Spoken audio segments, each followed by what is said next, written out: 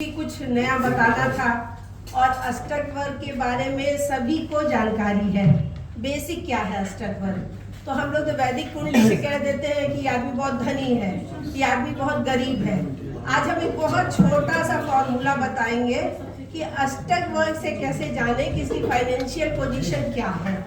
आपके पास चार्ट है, यदि शॉर्ट में बताएं कि अष्टक वर्ग क्या है, तो अभी तो कुछ दिन पहले हम लोग के ग्रुप में अष्टक वर्ग पर चर्चा हुई थी और सभी ने लिखा था कि अष्टक वर्ग क्या है। 8 ग्रहों से मिलने वाला जो बल, सर अष्टक वर्ग डिपेंड करता है गोचर पर। मतलब जो गोचर, जैसे शनि अभी मीन राशि में गए, मीन राशि में जाने पर कितने ग्रह प्रसन्न हुए और कितने ग्रह उनसे नहीं खुश हुए। जितनों ने जो जो बिंदु दिया उसके आधार पर शनि उनको अपना प्रभाव देंगे। ये अष्टक वर्ग कहलाता है। और अष्टक वर्ग की प्रामाणिकता हमारा क्लासिकल बुक्स भी देता है, पूरा शास्त्र भी दिया है अष्टक वर्ग के बारे में। ऐसे तो ये एक स्वतंत्र विधा है, लेकिन हम लोग इसका पराशरी के साथ इसका उपयोग करते हैं। तो अष्टक वर्ग में फाइनेंशियल कंडीशन देखने के लिए इंदु लग्न का प्रयोग किया जाता है।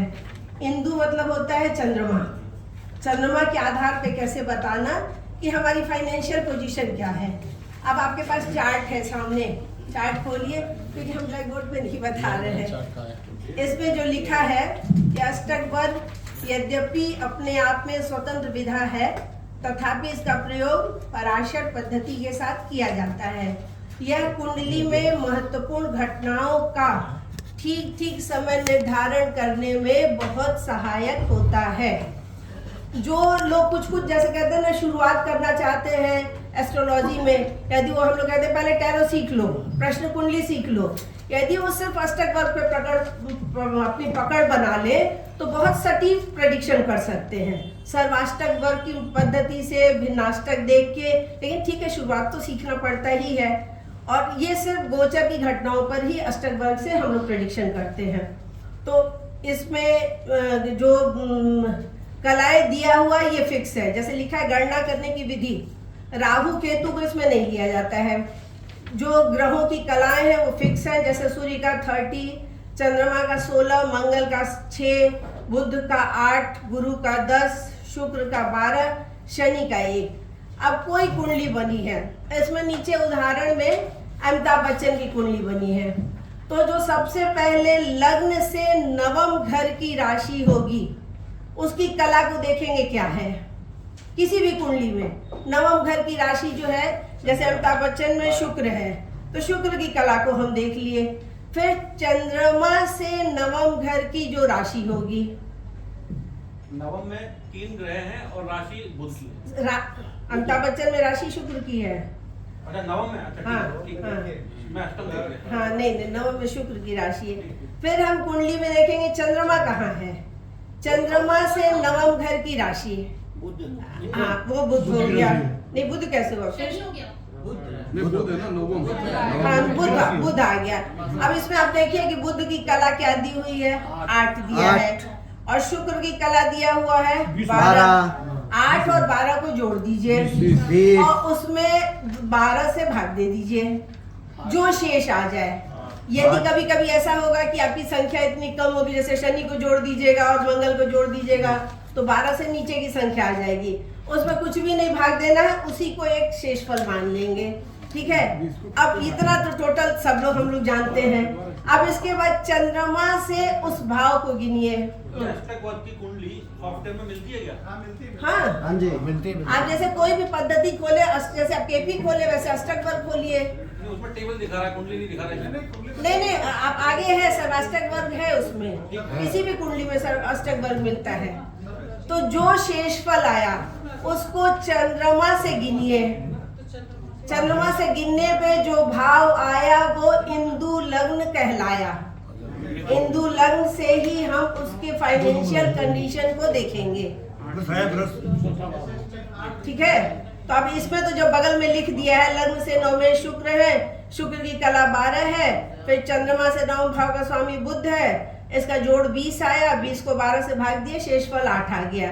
अब आप इस कुंडली में चंद्रमा से 8वें भाव को देखिएगा, वहां 4th हाउस को इंदु लग्न लिख दिया है।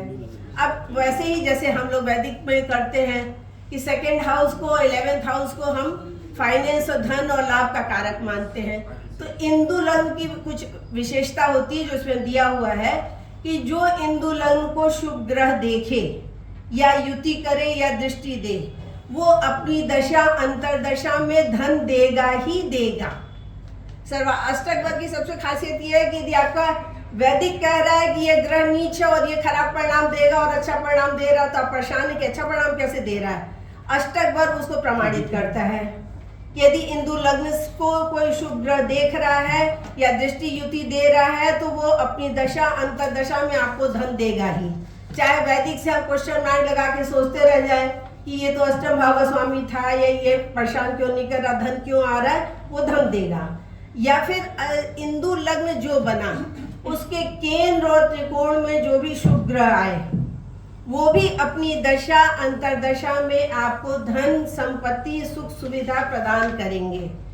और इंदु लग्न से अच्छा हाँ, गुरु के गोचर से भी, गुरु के गोचर से भी यदि केंद्र त्रिकोण में शुभ ग्रह आ जाते हैं इंदु लग्न से, तो वो शुभ धन संपत्ति प्रदान करते हैं। सबसे इम्पोर्टेंट चीज है कि इंदु लग्न के सेकेंड हाउस को और इंदु लग्न से 11th हाउस को जरूर देखिए, वो 100% रिजल्ट देते हैं।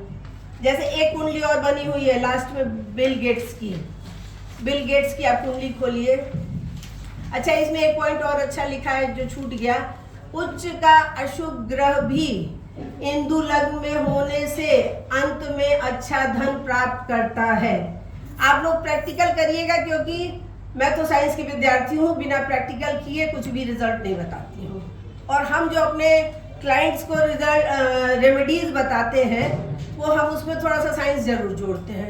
यदि शनि की दशा आ जाएगी तो हम सिर्फ ये नहीं कहेंगे पीपल के पेड़ की पूजा करो, हम कहेंगे आप परिश्रम करना शुरू करो। यंग स्टेज का बच्चा भ्रमित है तो उसको कहेंगे तुम जिम जाना शुरू करो, उससे शारीरिक मेहनत करवा देंगे। तो एस्ट्रोलॉजी के साथ साथ उसमें साइंस भी जोड़ देते हैं। तो ये जो अशुभ ग्रह है वो भी यदि उच्च का है, इंदु लग्न से संबंधित है, तो अंत में संघर्ष करवा के आपको बहुत पैसा देगा। अब ये बिल गेट्स की कुंडली में लग्न से नवा स्वामी ग्रह शनि हुआ, उसको 1 कला मिली। चंद्रमा से नवे भाव का राशि स्वामी मंगल हुआ, उसको 6 कला मिली। 6 जोड़े तो 7 हुआ। ये सारी चीजें लग्न कुंडली में ही देख रही है ना? हाँ हाँ हाँ। अब आप 7वां देखिए, चंद्रमा से 7वीं कौन सी राशि हुई? कन्या राशि, जिसमें 2 ग्रह हैं, मंगल और बुध है। अब बुध एक शुभ ग्रह है, शुभ ग्रह है और लग्नेश है और चतुर्थेश भी है, इसके साथ षष्ठेश भी है और ये एक मंगल एकादशेश भी है। तो अपनी दशा अंतरदशा में तो ये इनको राजा बना दिया। फिर आप चौथे से 5वें घर में आइए जो उसका द्वितीय भाव हुआ। द्वितीय भाव में भी शुभ ग्रह शुक्र बैठा हुआ, पंचमेश होकर शुभ ग्रह बैठा हुआ है।